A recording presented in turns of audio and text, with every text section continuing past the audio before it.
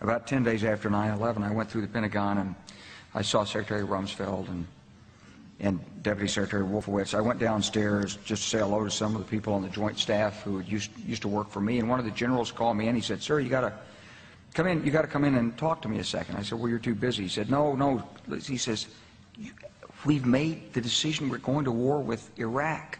This was on or about the 20th of September. I said, "We're going to war with Iraq. Why?"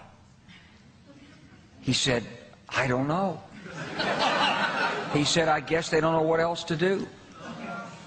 So I said, "Well, did they find some information connecting Saddam to Al-Qaeda?" He said, No. He says, "There's nothing new that way. They've just made the decision to go to war with Iraq."